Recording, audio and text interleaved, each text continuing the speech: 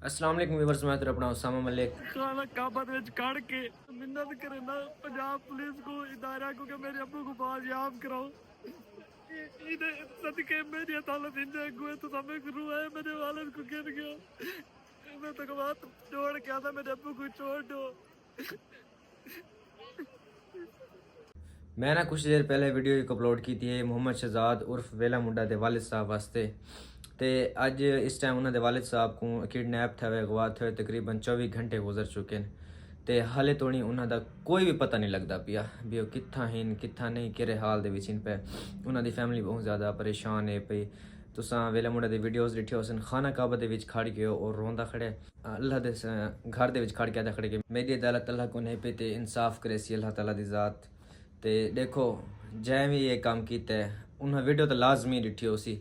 उन्हें को ये समझ नहीं आती पे भी अल्लाह ताला दे घर दे विच खड़ के एक बंदा रोंदा खड़ा है आधा खड़े मेरी अदालत अल्लाह को हुए पे तो उन्हें बंदा दा क्या हशर थी सी। ठीक है आदनी अल्लाह के घर को देख के सब तो पहले जी दुआ मंगी वजे ना वो दुआ हर हाल कबूल थी है। तो उन्हें सब तो पहले जी दुआ मंगी ना उन्हें आप बकौल उन्हें दे के उन्हें अपने वालिद साहब वास्ते मंगी है।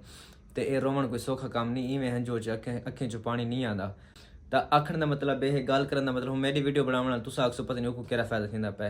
पहली गल तो वह मेरा उस्ताद है पिया सारी वीडियो बनाने क्या है वो वल वल क्यों आते पैने भी जितने सारे व्यूवर्स हैं जितने सारे चावना ले वीडियो बना के शेयर करो वो जैसे तक पहुँचाना चाहते हैं। आखिर चांद बंदे तो इो जै भी हो सन जो सिर्फ और सिर्फ साकुरे दे सन जिन्हों को वेले मुंडे का पता ना हो। फॉर एग्जाम्पल मैं लाहौर के रहना इतों वाले मैं अपने दोस्तों को पूछा वेले मुंडे को जानते बॉक्स नहीं जानते।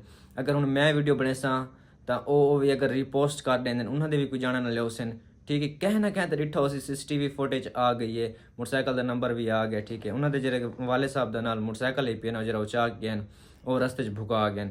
अल्लाह जाने हूँ उन्होंने क्या मकसद है क्या है सुनने के आंदा पे भी उन्हें 1 करोड़ की डिमांड की सब कुछ ना वीडियो बनाने का मतलब होता है कि तुसा जो बंदे हो सन वो जो वीडियो के आसन तुस देख सो तो कितने नज़र आते हैं तो तुसा इतला कर सको थाने के मान के या उन्होंने तो इतला पहुँचा सको ये मतलब तो मकसद होते हैं।